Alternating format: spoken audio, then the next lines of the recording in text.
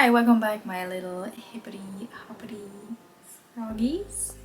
In this video I'm showing you how I took an old top, this one, that I actually have a tutorial on my channel, which is very awkward because it was a while ago and I made this top like very long time ago, even before I made any videos. So I took the idea of this top and I made it better because it didn't fit me anymore and it had like buttons in the back that were uncomfortable anyway, and so I added some shirring to make it comfy, and I used a super cute fabric.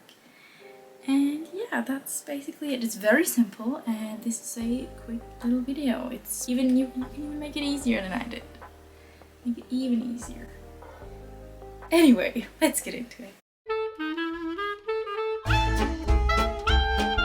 Alrighty, so here is the old top in its ill-fitting form, you know, it still looks cute in the front, but the back, not so much.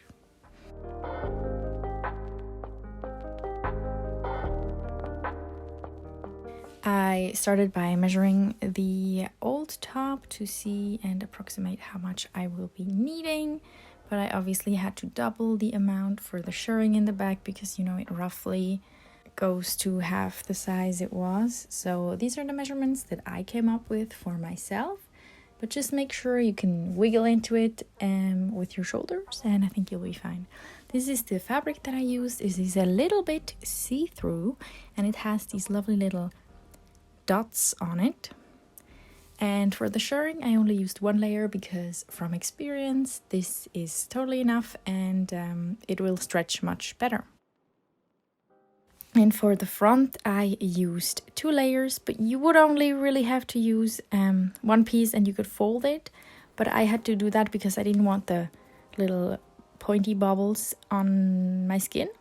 And I only sewed the upper half and I left a gap in the middle so I can flippity flop it inside out again.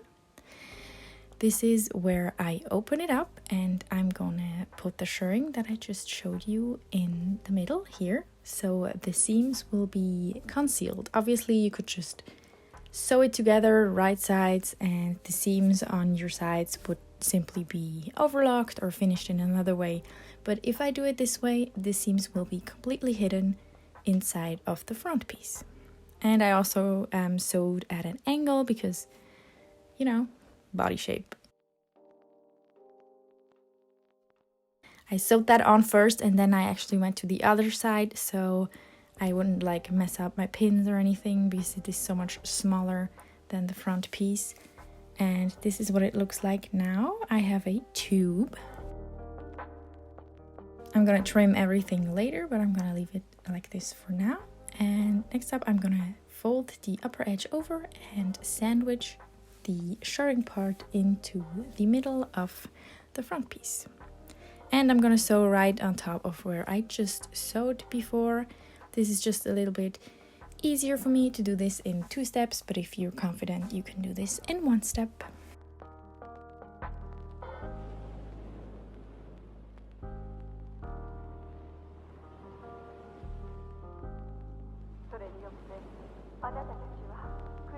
And then I have this little taco situation here. And next up I have to close up the bottom, which I already started here. That was a little harder to start, but now you should just be able to squish the back inside and make sure you sew at a good distance from the middle. Actually, this doesn't matter as much if it's a little wonky because you were going to cinch it in the middle with the band and you won't be able to tell. So I am turning everything inside out from the hole that I left in the very beginning. And this is what it looks like. I tried it on just to make sure it fit.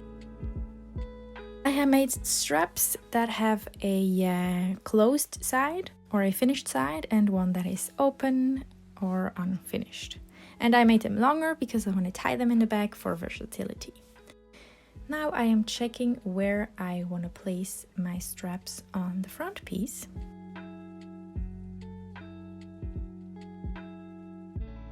And I'm marking it with pins and I'm pinning it on.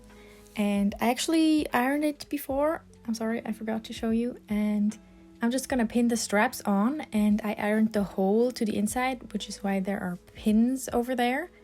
And I'm gonna sew just right along the entire top edge, like so. And with that, I'm also gonna finish the hole that we left in the middle. And it's actually looking pretty neat.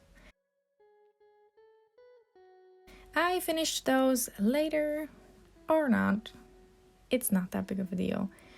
Then I am grabbing another piece for the middle section, and I'm just gonna like approximate how much I want, and then I'm gonna sew over and I'm gonna flip it inside and check if this is the amount that I like. And if I like it, I'm obviously gonna cut the excess off, and it's gonna look like this. And in the back, I am only gonna add some loops where I can tie the straps in.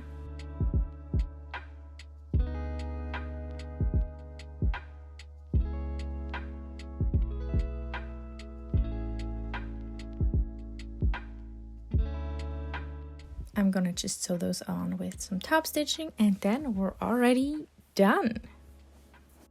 And this is the reveal. I think it looks very cute with like high-waisted wide leg pants.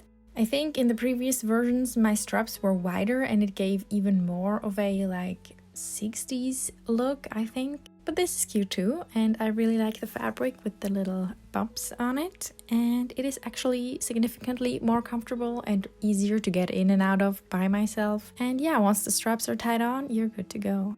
Thank you so much for watching, and I'll see you all next time. Bye!